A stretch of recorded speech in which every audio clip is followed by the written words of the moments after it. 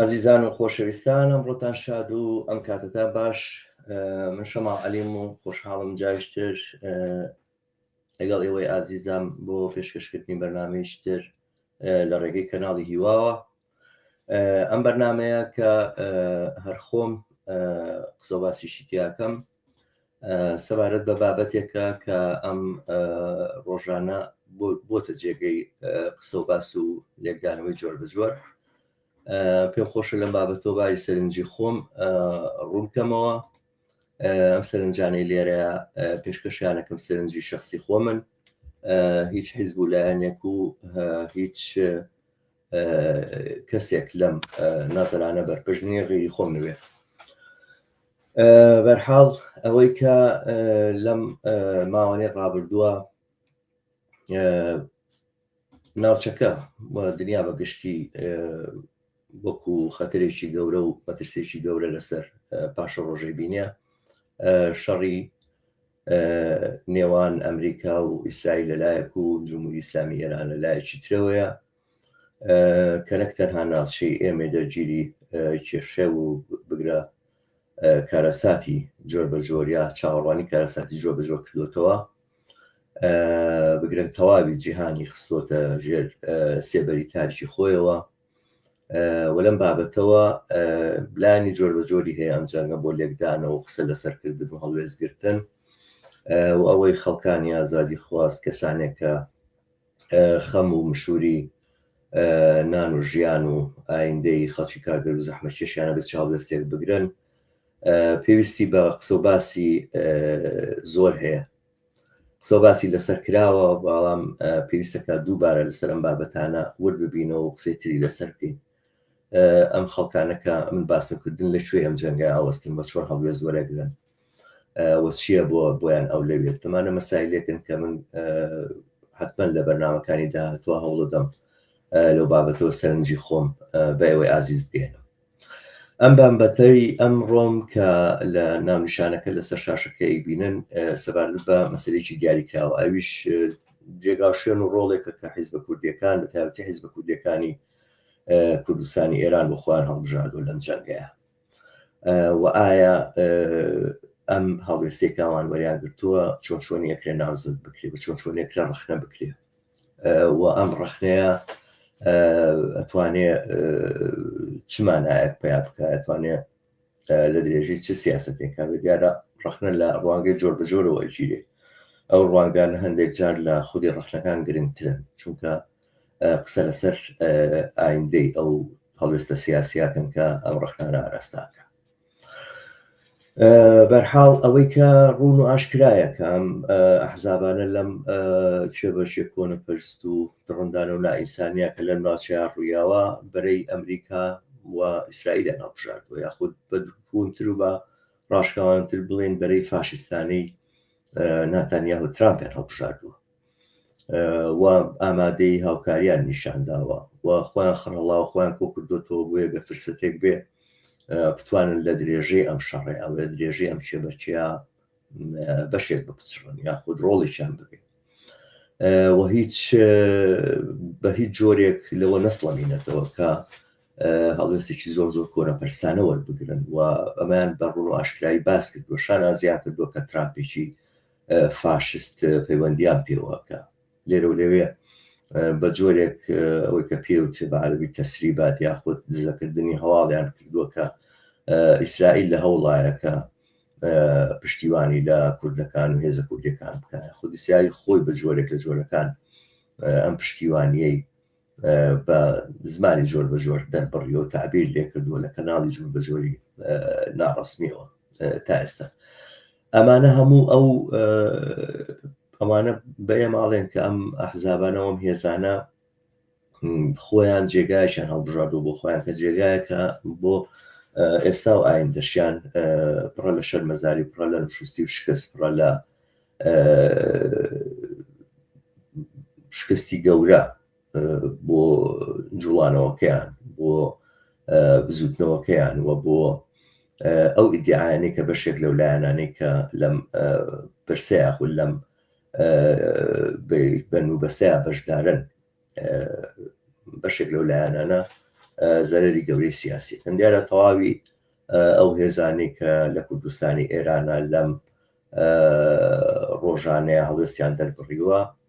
نەکتەنها بەم بەرەوە پەیوەست نەبوون هەندێکیان زۆر ڕاشکاوانە زۆر بە شێوازێکی ڕوون ئەویان دەربڕیەوە کە ئێمە نەبەشێکی لەم شەڕا بگرێمە لە دژی ئەم شەڕین و ئەم شەڕا ماڵبێناکەریە بۆ خەڵکی کارگەری زەحمەکێش لە ڕاستی ئەم هەڵوێستا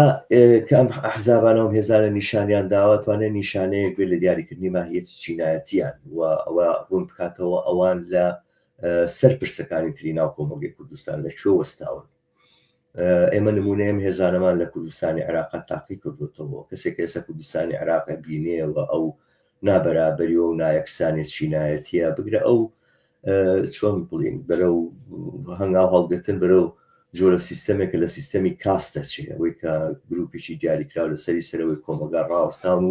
بەقێکی وەک ڕعیەت سەیرەکەن باقێکەوە ڕعیەتی خۆیان و کۆلی خۆیانە بینن شتێکی لەم بابەتە لە کوردستانی عێراق دروست بۆ پێک هاتووە کە ئەمە بۆ خۆی درێژکراوەی هەمان ئەو ماهیەتی چینایەتیە کە ئەوانی کرد بە هاوکار و هاوتەری بوو هاوهەنگاوی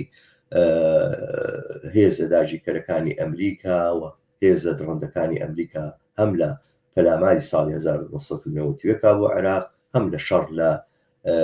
دژی عێراق لە شەڕ و داگیرکاری لە دژی عێراق لە ساڵی 2023 ئێمان هێزانەمان ئێستا کە بینیوە بۆ ئایان بینین و ئەو کارەساتیان کە لە کوردستانی عێراق دروست کردو پێکهێناوە ژێرپێنانی سادەترین ئازادیەکان لەم ڕۆژانەیە ئەبینی کە لە زیندانەکان لە زیندانی بەعس و قەسری نهایی نازڵگزار خراپترە یەنە سەر تەلەڤیزیۆن و بە ئاشکرا ئەڵێن کە چیان لە بەرامبەر کراوە چۆن هەڕەشە لە ڕەشەی تەنانە دەستدرێژی جنسی بەسەر خۆیان و سەر کەسوکاریان کراوە کەسێکی وەکو شێروان شێروانی ماوەی وە زیاتر لە 9 ساڵە لە زیندانایە وازانم 9 ساڵە لە زیندانایە بەبێ هیچ تاوانێکی ڕوون و دیار ببێ ئەوەی دادگا بتوانێت تاوانێکی لەسەر ئیسپات بکە جگە لەوە کوشتنی ڕۆژنامە نووسان دەم داخستنی هەموو ئەو کەسانی کە ئەتوانن یا بیستویانە لە بەرامبەر ئەم هێزانەیە دەم بکەنەوە ناوازەیەک دەربڕن بەشێکی کەم لە کۆمەڵگەی کوردستان دەوڵەمەند و ملیاردێرەکان و هاوکارەکانە لە ناو حیزبە کوردیەکانە یاخود ملیاردێرەکانی ناو حیزبە کوردیەکان و هاوکارەکان لە دەرەوە حیزبەکان هەموو سەرۆت و سامانی کوردستان خستۆتە ژێر چنگی خۆیانەوە و باقەکانی دنیایان پڕ کردووە لە سامانێکە لەبەری سەروەت و سامان و ڕەنجی خەڵکی کوردستان بەدەستیان هێناوە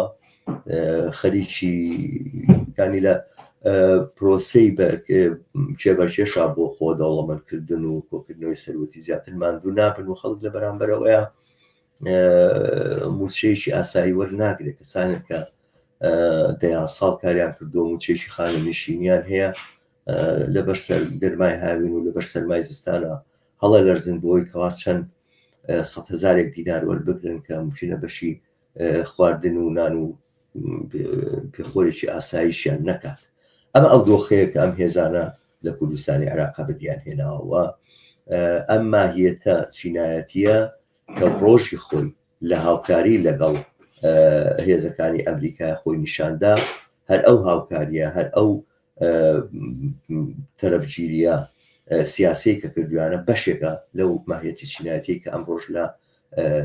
کۆمەلگای ئێمە بە چاوی خۆمانی بینین هەمان شت خەریکە لە کوردستانی ئێرانە دووبارە بێتەوە ئەمانە تەنانەت هاوکاری سەربازەکان ناتوانین بگەن بەوەی کەوا هێزیشی یەکانگیر و تۆکمەی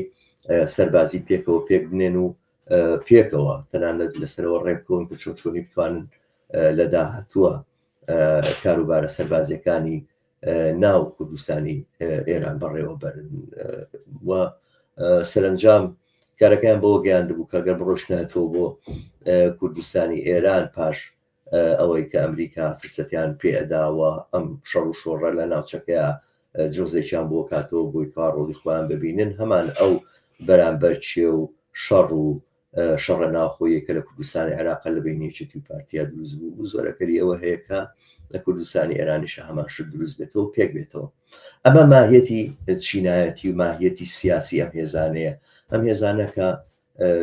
هیچ شەرمێکیان نەبوو و هیچ بربەستێکیان بۆ خۆیان نەبینی بۆی کاوا پەیوەست بن بە کۆنەپەرستترین و فاشستترین هێزی ئەمڕۆی دنیا کە خۆی لە ترامپ و ناتانیاهۆیان بینێتەوە و هیچ کێشەیەکیان لەوەیان نەبوو کە دەست خەنە دەستی دڕندەیەکی وەکو دەوڵەتی ئیسرائیلەوە کە لە ڕاستیە سەرزەمینی فەڵەستینی کردووە بە تاقیگەیەک بۆ فاشستانەترین و ڕاستانەترین سیاست لەم ڕووی دنیاە. ئەمە ماهیەتی ئەم هێزانەیە. بەڵام لێرەیە مەسەلەیەک هەیە لە ڕەخنەگرتن لەم هێزانەیە هەندێک بیر و بۆچوون هەیە و هەندێک ڕەخنە هەیە کە ئەژیرێ لەم هێزانە کە من پێم خۆشە لێرەیە لەسەرەوانە قسە بکەم. من بە دیاریکردنی مەرزی تەواوەتی و دیاریکردنی سرووربەندی تەواوەتیم لەگەڵ ئەم هێزانەیە هەر لە سەرەتاوەمێ دەست پێ بکەم، بەڵام دوایەوە چمە سەر ئەو ڕەخنە نادروستانەی کە هەندێک جار بە ناوی کۆمونیزمی شەو لەم هێزانە ئاژیرێ، بە ناوی بەداخەوە بە ناوی کۆمونیزمی کارگەری شەو لەم هێزانە ئاژیرێ. ئەمەوێ بچمە سەر ئەم بابەتانەوە باری سەرنجی خۆم لەم بابەتەوە ڕوون بکەمەوە، نەک بە خاتری ئەوەی کە نووشی تیژی ڕەخنە و نووشی تیژی تەنانەت ڕیسواکردن لە دژی ئەمە حزابانە کول بکەم، و بەڵام دیقەت بۆ سیاسەتێکە کۆمونیزمی کارگەری هەیەی لە بەرامبەر دۆخی خەڵکی کوردستانە، لە بەرامبەر مەسائلەکانی خەڵکی کوردستانە بە زەرور دەزانم بۆ ئەوەی لەم ڕێڕەوەیە کە ڕەخنە لە ئەم هاوکاریە کۆنەپەرستانی ئەم هێزە کوردیانە لەگەڵ ئەمریکا و ئیسرائیلە ئەگیرێ، لەم ڕێڕەوەیە ڕەخنەی کۆمونیستی کارگەری، ڕەخنەی شۆڕژگێڕانە لەگەڵ ڕەخنەی شۆڤێنیستانە، ڕەخنەی ڕەوتی شاپەرستەکان و ڕەوتی ناسیۆنالیزمی عەزەمەت تەڵەبی ئێران و ئێرانچێتی و ئەوانەیە تێکەڵ نەبێ. ئەم سنوورانە ئەبێ دیاری بکەین و ئێمە بە هیچ جۆرێک لە هیچ کات و ساتێکا بەش بە حاڵی خۆم بەوە ڕازی نابم وەک کادرێکی کۆمونیزمی کارگەری کە لەوە زیاتر لە 30 ساڵی تەمەنم لە ناو ئەم جوڵانەوەی کۆمونیزمی کارگەریە بەسەر بردووە، ڕازی بەوە نابم کە ڕەخنەی کۆمونیزمی کارگەری تێکەڵ بە ڕەخنەی شۆڤینیستانە بکرێ و لە بەرامبەر هەر کەم تەرخەمیەکە لەم بابەتەوە بە دەنگ دێم و قسەی خۆمەکە. دیارە باسەکە لە ئیستلاحێکە بەکارە برێ لە بەرامبەر ئەم هێزانەیە زۆر جار باسی بەکرێگیراویە کرێ. ئەم هێزانە بەکرێگیراون، یعنی وەختێک دێتە سەرەوەی کە ئەم هێزانە هاوکاریان کردووە لەگەڵ جمهوری لەگەڵ ئیسرائیل و لەگەڵ ناتانیاهو و لەگەڵ ترامپە، لەگەڵ ئەمبەرە فاشستی دنیاە، قسە لەسەرەوە کە ئەم هێزانە بەکرێگیراون، بە پارەم کاراکەن، پاریان وەرگرتووە. ئەو نێ ترامپیش باسەکە کە چەشی ناردۆچەکەکانیان بردووە و نانگەیانوە بە خەڵک و بەدەستی خەڵکیان نەگەیانوە. دیارە لێرە سەرنجە بڵێمەوەی کە ترامپ کە نزیکەی 16,000 تا ئێستا 18,000 درۆی کردووە لەوەتی بۆ بەسەر و کۆمارە ئەوانە، وەک ئەوەی زۆر سیر و عەجایبێکە درۆیکی تریش بکات و بڵێ من چەکم نردووە بۆ کوردەکان، پاشان ئەوەش بڵێن یعنی چەکی نردووە بۆ کوردەکان و بیگەێنن ئەدرێسەکەی نردووە توێتی بیگەێنن بەکوێ کام جادە کام شەقام، یانی چی چەکی نردووە بۆ خەڵکی ڕاپەڕیوی ئێران و ئەوانە خەڵکی ڕاپەڕی ئێران ڕۆشتون لە ناوچەیەکی دیاریکراوە ژیرساونەوە وتیانەمە ناوچەی ئێمە ئەمە شەڕێکین لەگەڵ جمهوری ئیسلامیە و ئەبوایە ئەم هێزان ئەم چەکانە هێزە کوردیەکان بیگەن. بەرحاڵ ئەم بابەتە قسانەکە ئەوترێتەوە لەلایەن هەندێکەوە زۆر جار ئەچێتە چوارچێوەی ئەو ڕەخنەیەوە کە ئەمانە چەند هێزێک و لایەنێکی بەکرێگیراون و بەپارە خەریکن ئیژەکەن و کۆمەڵێک باندی وایە تاوانکارن و ئەمانە پارەیان بیتی هەموو شتێگەکەن و ئەمانە دیارە معلومەکە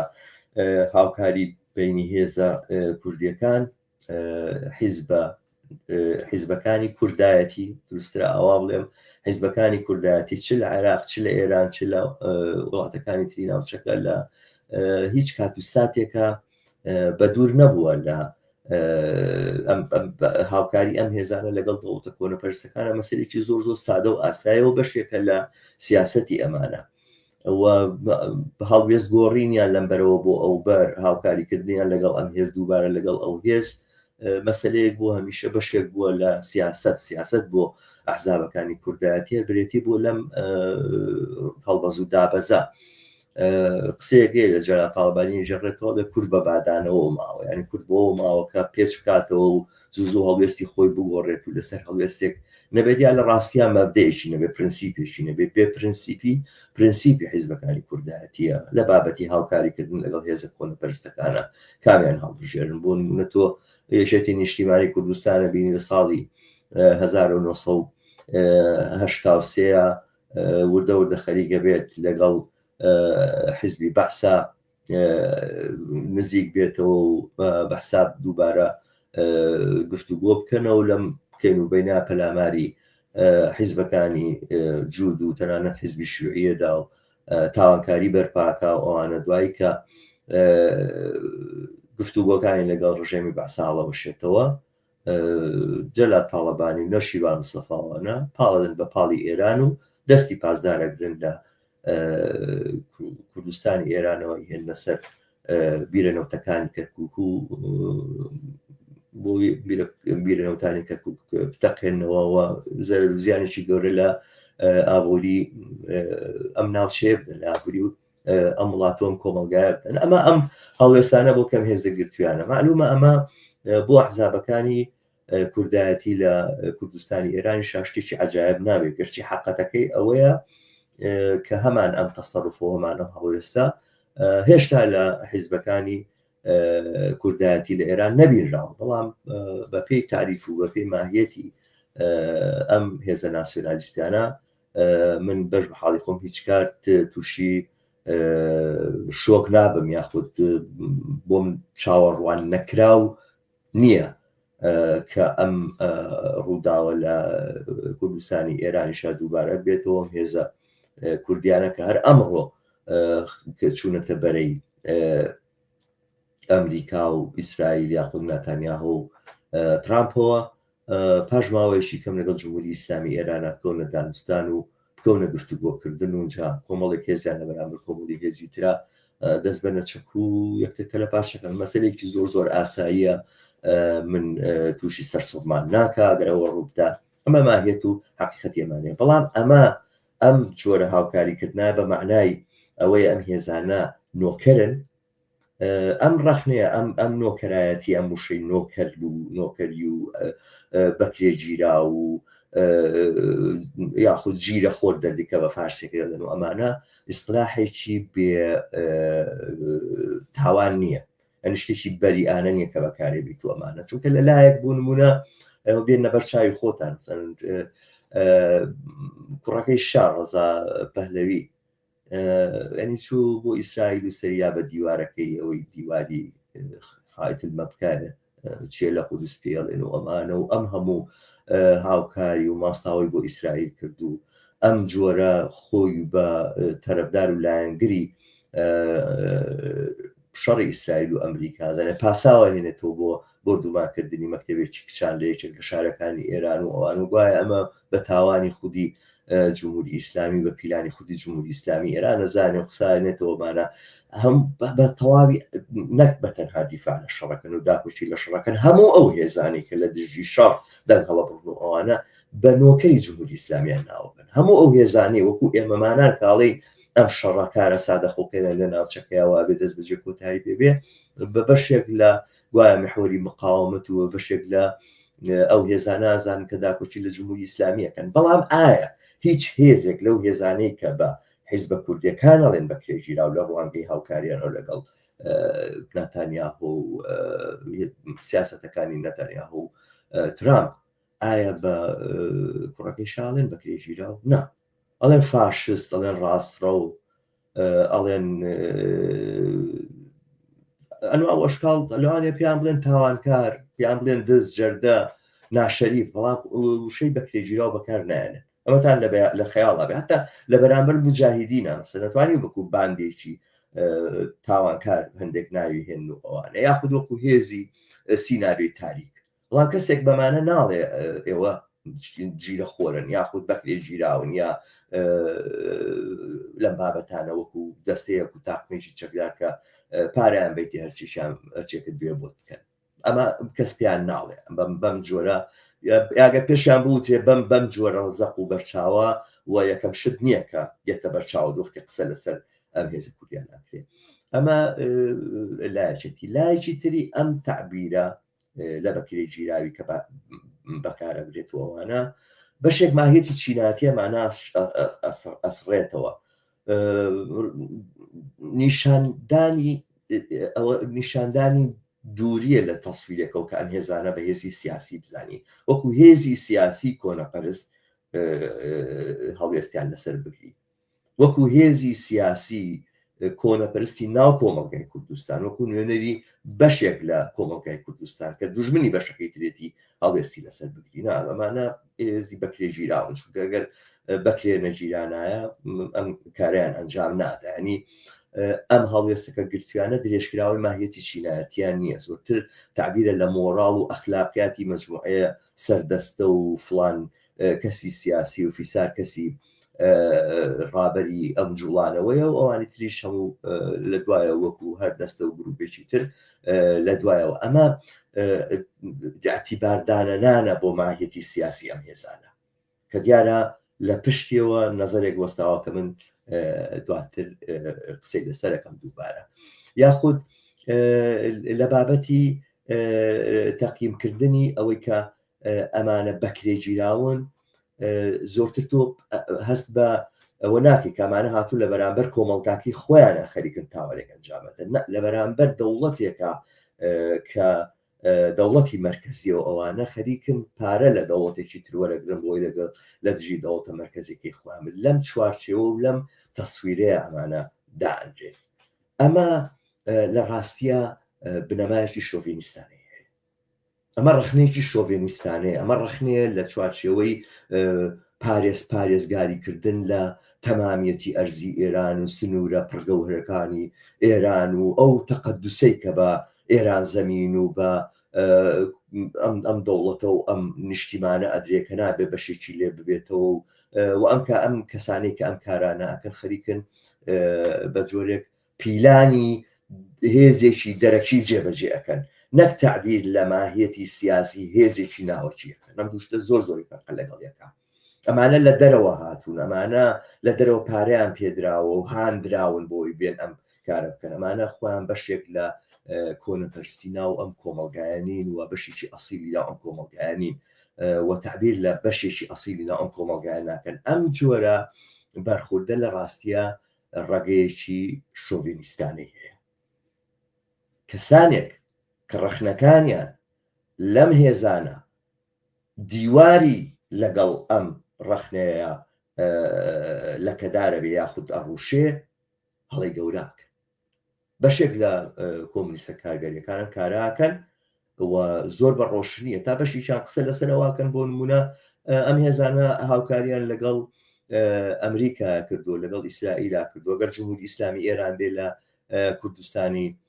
عێراقی شا بردومانیان کاو ئەوانە ئەمە بەشێکە لە شەڕەکە کەسانێکە لە ناو ئۆردوگایەکان هێشتا یەک پیشیان لە بەرامبەر جمهوری ئیسلامی ئێرانە نەتەقان و بە فەرزی ئەوەی کە احتیمالی ئەوە هەیە لە داهاتوە بڕۆنکارێکی ئەوە بکەن هەر ئەمڕۆ ئیدانەکردنی کوشتنی مەسەلەن ئەو هێزە چەکدارێکە لە ئۆردوگاکانی کوردستانی عێراقان بەکارێکی ناڕەوازان لێو بۆ ئیدانەیەکەن بۆ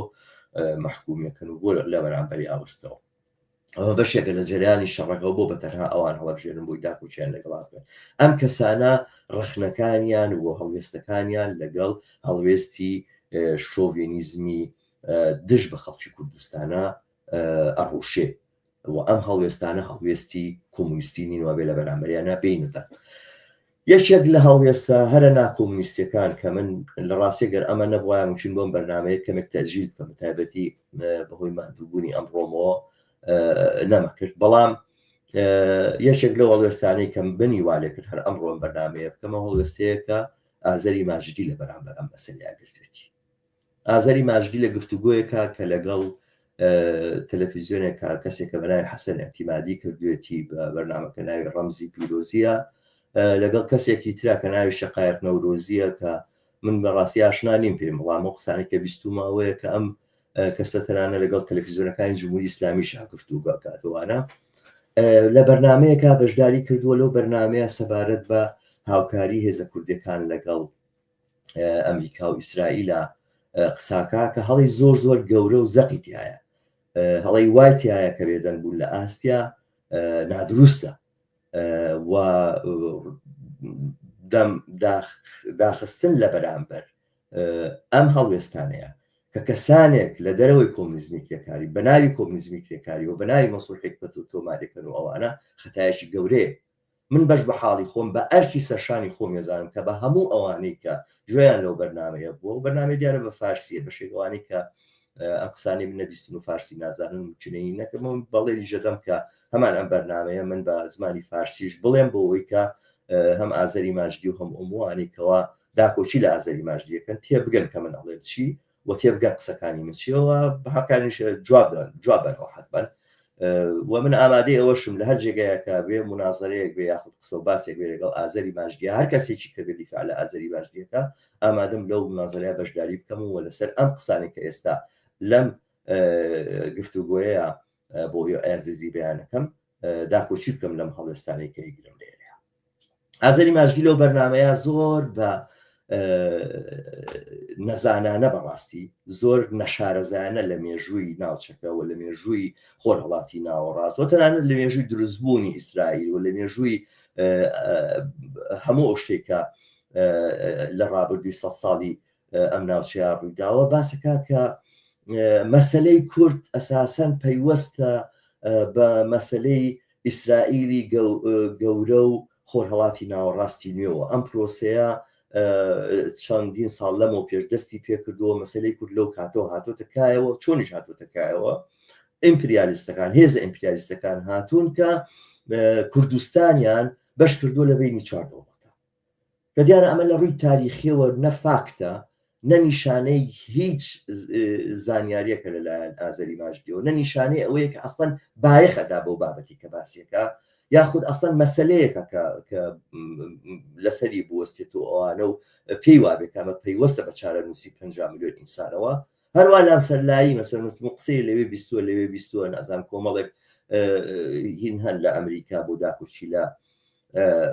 ئیسرائیل هەموو شتێگەڵێن و ئەوانە کەس نازانێت ڕاستڕەون یا چەپڕەون بەڵام دژمنی ئیسرائیل و لایەنگری فەڵەستینن قسە لەوان وەرەگرێت و ئەمانە و دانیشێن تاریخە باسەکە کوردستانکەی دەوڵەت بوو تا بێ بە چوار پارچەوە کوردستان کەی وڵاتێکی یەکگرت و یەکانگیر بووە تا ئیمپریالیزم بێ پارچە پارچەی کات و هەرتیکەی بە وڵاتێکی دیاری کراوە یا مەسەلەن پارچەکردنی ئەم دەوڵەتانە لە بناغەوە مەسەلەکە ئەوە بوو بێ کە ئەبێ کوردستان بکرێ بە چوار پارچەوە ئەم ڕیوایەتە لە چۆ هاتووە ئەسەن جارێ ئەو پارچەی کە ئێستا ئەسی مەسەلەکەی لەسەرەوە قسەکانی لەسەرەکە کوردستانی ئێرانە زۆر پێش ئەوەی کە جەنگی جیهانی یەکەم ڕووباتوانە بەشێک بۆ لە ئێران لە جەنگی جیهانی یەکەمان نەبوو بە بەشێک لە ئێران و ئەوانە پێشتریش بەشێک بۆ لە ئێران و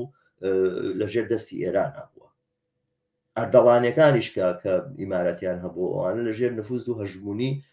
تاران نبوون ئەمە حقیقەتێک هەموو کە زەیزانێت دەوڵەتی عوسمانی لەم ناوچەیە نفوذێکی نەبووە لەم بەشەیە ئەمەی کە لە بابەت عێراق و لە بابەت ئەم وڵاتانەوەی پارچە پارچەکردنی ئەمە ئەسەن تاکتیک و سیاسەتی ئیمپریالیستەکان نەبوو یەکەم جار نەخشیانەوە بووە کە ئەم دەوڵەتە بکەن بە دەوڵەتێکی ئەم بەشە بکەن بە دەوڵەتێکی سەربەخۆ دواتر اتفاقەکانیان هەڵوەشانەوەتەوە ئەوانە لە تێکەولەکەیەکی ترا لەژێر فشاری خودی تورکیایە ئەم پرۆژێ فەشەلی هێناوەتەوە ئەم دەوڵەتانە بەش بوون پاشان مەسەلەی کورد بۆ بە تەدەخلی ئیمپریالیستەکان دروست بوو بێ ئەم تەسویرە پۆستکۆلۆنیالیستە چییە؟ یعنی ناوچەی خۆرهەڵاتی ناوەڕاست مشکلەی تیا نەبووە دەوڵەتی عوسمانی شاو ینی گورگ و مەڕپێکەوە ئاویان خواردۆتەوە وڵات شامی شەریف بووە و کێشەیەک نەبووە لە پڕ ئیمپریالیزمی ئەمریکی دێ و هەموو شتێک وێرانە کات و ئەمانە ئەمە تەسویری فیلمی ئاڤاتارە تەسویری پۆستکۆلۆنیالیستەکانە کە مشکلاتەکانی ئاسیا ئەفریقیا ئەمریکای لاتین خۆرهەڵاتی ناوەڕاست مشکلی ئیمپریالیزم مەزانن پێش ئەوەی ئیمپریالیزم بێ ئێمە کێشەمان نەبووە لەم ناوچەیە، ئێمە قەپوعام لەو ناوچەیە نەکراوە، جینۆساید لەم ناوچەیە نەکراوە، دەوڵەتی عوسمانی ئەرمەنیەکانی قەپوعام نەکردووە، ئاسووریەکانی دەربەدەر نەکردووە، چوزانم خەڵکی لەسەر ناسنامەی دینی و ئەوانە لە جێگە و شوێنی دیاریکراوە قەتیس نەکردووە، باجی دیاریکراوی لەسەردانە ناون لە بەروی سەربەدیانەشیشتە دنیا هیچ هەمووی ئاسایی بووە. ئیمپریالیزم دێتن مەسلەی کورد دروستەکە لەم ناوچەیە بۆی مەشغوڵە. ئەمەی کە مەسلەی کورد لەبری ئەوەی بناغەکەی بەستەمی میلی بزانی و بناغەکەی بەوە بزانی کام ستەمە میلیە ئەبێتە دەواازەیەکە بێتە بنەمایەک بۆ کشێبەرچەی نێوان هێزە ناسیۆنالیستەکان و لەم ڕێڕەوەیە کە مەسەلای کەستەمی میلی تەحولەکاوێ بە مەسەلەی میلیەوە بێ چارەسەری بۆ بدۆزرێتەوە. ئەمە تعریفی منسوور حکمەتە. منسوور حکمەت ئاوای تعریفی مەسەلەی میلی کردووە، تعریفی مەسەلەی میلیەوە نەکردووە، هێزە ئیمپریالیستەکان هاتووە، ئەوە تعریفی میشێل عەفلەقە، ئەوە تعریفی سەدام حوسێنە، ئەوە تعریفی بەعسیەکانە، ئەوە تعریفی ئیخوانەکانە. کەسێک کە مەسەلەی کوردە بەستێتەوە بە مەسەلەی ئیسرائیلەوە ئەوانە لە بناغەوە ئەساسەن فڕی بەسەر لەم بەشەیە. بەرحاڵ هاوڕێ ئازەری ماجدی لایەزال کەسێکی کۆمونیستەوە، یەشێکە لە کۆمونیستەکانی ئێران، بەڵام ئەم هەڵوێستا هەڵوێستێکی هەڵەیە من چاوەڕوانی ئەوەکەم ئازەری ماجدی بەخسەکانی خۆیان بچێتەوە ڕخنە لە خۆی بگرێت. ئەمە چه هێزێکە لە کوردستانە ئەتوانێت متمانەی خەڵکی کوردستان ڕاکێشێ وەکو وەختێک خودی مەسەلەکەی خودی ئەو مەسەلەی کە بۆ بەهۆی کوشتاری 182,000 لانی کەم ئەمە 182,000 کەسی ئەنفالکراو لە عێراقا، چیمیابارانی هەڵەبجە، چیمیابارانی سەردەشت، هەموو ئەو تاوانانی لە بەرامبەر خەڵکی کوردستان نەکراوە. هەموو ئەمە لەبری ئەوەی بە تاوانی شۆڤینیزمەکان و ناسیۆنالیستەکان و دەوڵەتە موستەبیدەکانی ناوچەکە بزانی بێنی وەسڵی کەیتەوە بە بوونی ئیسرائیل و ئیمپریالیزمی ئەمریکاوە. ئەمە چه مەوقفێک و چ مەوزعێکی کۆمونیستیە بە چۆنی ئەمە ئەتوانی لە بەرامبەر ئەمەیە بێدەنگ بین و بڵێ قەیناکە مادەم هاوڕێ ئازەری ماژگی ڕابردوویەکی هەیە لەگەڵ کۆمونیزمی کرێکاری لەگەڵ هاوڕێ مەنسووری حکمەتە بە ئەمەی بۆ بپۆشین. ئەمە نییە، ئەمە خۆ جوڵانەوەشی عەشیرەتیمان دروست نەکردووە. موقعەتی بەشەرەکان هەر چۆنێکە موقعەتیان کە هەڵەیان کرد بە ڕخنیان لێ بژیرێ. ئەمە بنەمایەکی ئەساسی کۆمونیستیەوە. من لەسەر ئەساسی ئەم بنەمایەوە ئەم قسە و باسانەی خۆمەکەم وە پێدا ئەگرین لەسەرەوەی ئەم تەسویرە نادیستە. پاشان هاوڕێ ئازەری ماژدی کوردی کوردستانی عێراق کا خود مختاریان هەبووە. من خۆزگەمە خواست هاوڕێ ئازەری ماژدی بتوانرایە بکرایە بە کورد بگەڕایناتەوە بۆ ساڵانی هەفتاکان و هەشتاکان و تۆزێکی لەو حکومەزاتیەک چەشتایەکە ئێمە چەشمان لە کوردستانی عێراق. گوایە ئەمە بە زمانی خۆمان ئەمان خوێن لە مەکتەبەکانە و جۆرە خودمختاریمان هەبوو لە عێراقا و ئەوانە، بەڵام کە ئەمریکا هاتە مشتێکی لێ تێکداین. ئەمانە قسەی نادروستن هاوڕێ ئازەری ماژدی، ئەمانە مۆزعی کۆمونیستی نین، ئەمانە لادانن لەو هەڵوێستە کە کۆمونیستی ئێمە هەمان بووە. ئەمانە تەوهینە بە هەموو ئەو کەسانی کە لە ڕابردووە بەشێکی ژیان بەشێکی گەورەی ژیانی خۆیان لە خزمەتی کۆمونیزمی کارگەریادانەوە و خەباتکار بوون بۆ چارەسەرکردنی مەسەلەی میلی لە کوردستانەکانە بە شێوازێکی شۆڕژگێڕانە. هەموو کەس هەڵوێستەکانی مەنسوور حکمەت لەسەر جیابوونەوەی کوردستانی عێراق لە عێراق ئەزانێت و تەنانەت لەسەر کوردستانی ئێرانیش ڕۆشنە نەزەری مەنسوور حکمەت ریفراندۆمێکە کە خەڵکتیایە دەنگ بدا بەوەی ئەوێ لە ناو ئێرانە بێنێتەوە یا جار ببێتەوە لە جێگایەوەی دابنیشین فدرالیست بکەین و نا ئەم بەشە و تۆ لەبەر خاتیەوەی من کوردم و قەی ناکە بارزانیم و قەی ناکە خەریکی دزی و جەردەییم و خەریکی لێدان لە هەموو سەرۆت و سامانی ئینم لەبەرەوەی منیش کوردم وەکو تۆوانە لێمی قوبوڵ کە بە ناوی فدرالیزمەوە با من حکمت بکەم و ئەوانە نەتۆ لە خوارەوە توانی لێم بپرسیتەوە دەوڵەتی مەرکەزیە توانێت هیچم بەرامبەر بکە بۆ خۆم دانیشتوم جەردەی خۆم بە ئاسانیەکەمەوەنە بام فدرالیزمە بکەیت. مەنسوور حکمەت لە بەرامبەر وەستێتەوەڵێ نا فدرالیزمە قوبوڵ نییە، مەک لەبەرەوەی هەویەت بۆ خەڵکی کوردستان قایل نییە، نەک بۆ ئەوەی ناسنامە و یاخود چارەسەرکردنی مەسەلەی میلی بۆ خەڵکی کوردستان قایل نییە بگرە لەبەرەوەی ئەتەوێ مەسەلەی میلی چارەسەرکەی چۆنی کیوبک ئەتوانێت ڕیفراندۆم کا لە کەنەدا جیابێتەوە ئەبێ خەڵکی کوردستانیش توانێت بیکات و لە ئێران جیابێتەوە ئەسەن جیابوونەوە لە ئێران و بڕینی بەشێک و دروستکردنی دەوڵەتیشی تر بۆ تاوانە کەی لە نەزەر و لە تێگەیشتنی مەنسوور حکمەتامە تاوان بووە تا ئێستا دابنیشی لە مەوزعی دیفاعکردن لە ئێرانەوە لە بەرامبەر ئەمریکا و ئیسرائیلە دابنیشتی تەواوی مەسەلەی کوردڕە بکەیتەوە بە پرۆسەیەکی شەیتانیانە ئەموش زۆرینە پرۆسەیەکی شەیتانیانە کە خەریک 100 ساڵ لەمەوبەر لە دوای جەنگی جیهانی یەکەمەوە دەستی پێکردووە ئەمە بەڕاستی هیچ پەیوەندێکی نە بە عیلمەوە هەیە نە بە زانستەوە هەیە نە بە زانستی مێژووەوە هەیە و نە بە مەنسوور حکمەتەوە هەیە و نە بە کۆمونیزمی کرێکاریەوە هەیە و من بە ڕوون و ئاشکرایی ڕایەکەێنم کە لەسەر ئەم بابەتە ئامادەم هەتا بکرێت قسە بکەم هەتا بکرێت ڕۆژ بکەمەوە ڕێگە نادەم بە هۆکاری بێدەربەستی کەسێکی وەکو ئازەری ماجدیەوە تەواوی جوڵانەوەی کۆمونیزمی کرێکاری لە عێراق و لە ئێران کوردستانی عێراق و لە کوردستانی ئێرانە بکرێتە ژێرپرسیارەوە بەم قسانەی تۆ ئازەری ماجدی کۆمونیزمی کارگەری ئەتوانێت لە کوردستانی ئێرانە خاوەنی یەک دەست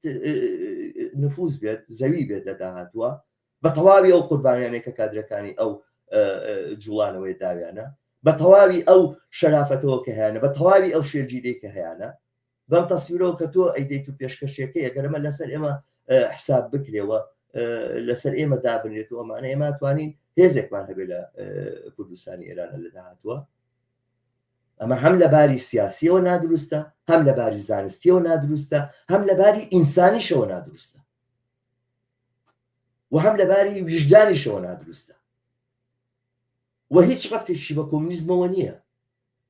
ئەم تەسویرەی تۆ هەتە لە لێکدانەوەی کێشەکانی خۆرهەڵاتی ناوەڕاست تەسویری پۆستکۆلۆنیالیستەکانە کانەوە ئەم مەنتیقەیە و ئەم ناوچەیە مەجموعەیەک مەڕووماڵاتی تیاژیاوە ئەوانە بۆ خۆیان بە ئاشتی لەگەڵ یەکابوون و وەکو فلیمی ئاڤاتارەوە نییە لەگەڵ تەبیعەت و لەگەڵ سروشتا لە هارمۆنیا ژیاون و هیچ کێشەیەکیان نەبووە و ئەوانە بەڵام لە پڕا ئیمپریالیزم هاتووە و ئیتر تەسویری کۆلۆنیالیستیانی خۆی لەم ناوچەیە جێگیر کردووە و ئیتر ئایدۆلۆژیە جۆر بە جۆرەکانی هێناوە سیاسەتە جۆر بە جۆرەکانی هێناوە ئەم ناوچەی پارچە پارچە کردو ئەمە تەسویرێکی پۆستکۆلۆنیالیستیە کە بەشێک لە ئیسلامی سیاسی لە خۆرهەڵاتی ناوەڕاستە برێوی پێدەن تەسویری کەسێکی وەکو دواکەوتو کۆنەپەرستی وەکو ئیدوار سەعیدەکە بەشێک لە هێزە ئیسلامیەکانی وڵاتە عەرەبیەکان برەوی پێدەن و لەسەری ئەڕۆن و قسەی لەسەرەکەن بۆی کە نیشانی بدەن تەواوی ئەم موسیبەتانێکی ئێمە هەمانە خەتای ئیسرائیلە ئەگەر ئیسرائیل کۆتایی پێبێ تەبەقات نییە چینەکان وجودیان نییە ململانی چینایەتی وجودی نییە ڕاست و چەبلێرە وجودی نییە کۆنەپەرست و پێشکەوت و خواردێرە وجودی نییە و ئەساسەن باسی سۆشیالیزمی چیەکە ئێمە بە ڕزگارمامێ لە ئیمپریالیزم ئەمە ئەو تەسویرەیە ئەمە لە بناغەوە ئەو تەسویرەیە کە بە ڕەخنەگرتن لێ نەک تەنها کۆمونیزمی کرێکاری مارکسیزمی شۆڕژجێرتیایە فۆرمۆڵە بوو یعنی بەحسەکانی تۆ هاوڕێ ئازەری ماجدی نامانجێڕێتەوە بۆ پێش کۆمونیزمی کرێکاری ئەمان جێڕێتەوە بۆ تودەیزم ئەمان جێڕێتەوە بۆ تەسویری چریکی و ئەو تەسویرە ئەنتی ئیمپریالیستی و ئەنتی ئەمریکاییە دیارە لە بەرنامەی تریشا معلوم بوو کە تۆ ئەسڵان رووسیا بە ئیمپریالیزم نازانی لە دنیاە لەگەڵ خۆما لە بەرنامەیە قسەت کردووەوانە و تۆ بێن بڵێ رووسیا لە چۆ شەڕی کردو لە شۆ هیچ وڵاتێکی داژی کردو وتم سووریا ئەمە ئەو واقعەتەیە کە تۆ هەتا ئەمە ئەو تێگەشتێکە تۆ لە ئیمپریالیزم هەتا کە هیچ پەیوەندیەشی نە بە مارکسیزمی شۆڕژێر و نە بە کۆمونیزمی کرێکاریەوە نییە ئەم تەسویرە پێویستی بە گۆڕانکاریە لەم بابەتەوە من ومێدەوارم هاوڕێیەکی وەکو ئازەری ماجدی خاوەنی ئەو مێژوو درێژەیە دەستبەرداری ئەم شێوازە لە مامەڵەکردن لەگەڵ مەسائلەکان نابێ و لەو جێگایەیە کە قسەیەک و ئیشتیباهێکی کردووە یاخود ئیشتیباهێک لە تەسویریا هەیە نەک تەنها لە قسەیەکە زەلەت لیسان نییە لە دەمی ترازابێ کە تەواوی تێگەیشتنی لە کێشەکانە تێگەیشتنە پێویستی بە گۆڕانکاری هەیە ومێدەوارم بگۆڕێ ومێدەوارم کە هاوڕێی ئازەری ماجدی لە تەواوەتی لەدەست کۆمونیزمی کرێکاری نەچێ بەڵام بە حقت ئەم ڕێڕەوە کە هاوڕێ ئازەری ماجدی گرتوێتی هیچ پەیوەندیەکی ئەو لەگەڵ کۆمونیزمی کرێکاریە نایەوەتەوە وەکو کاتێکی کۆمونیزمی کرێکاری ئەمە تەسویر و ئەمە قسەی خۆم. بەرحاڵ من وەک وتم ئەم بابەتە بە فارسیش بەرنامەی لەسەرەکەم، بە فارسیش قسەی لەسەرەکەم، شتیتر زۆر ماوە بێڵێم لەسەر ئەم مەوزوعە، بەڵام من بەمەنە ئیکتیفاکەم لەبەرەوەی بەرنامەکە لەمە درێژتر نەبێتەوە، بۆ ئومێدەی کە توانی بێتم باری سەرنجی خۆم بەوەی ئازیز بگەێنم و توانی بێتم کە ئەرچێکە لەسەر شانمە ئەدام کرد. زۆر سوپاسدانەکەم بۆ متابعی تا ئێستاتان، تا بەرنامەی تر و باس و بابەتی تر هەمووی ئێوەی ئازیز بە شادی و کامەرانی ئەسپێرم لە هەر شوێنێکن ڕۆژتان و شەوتان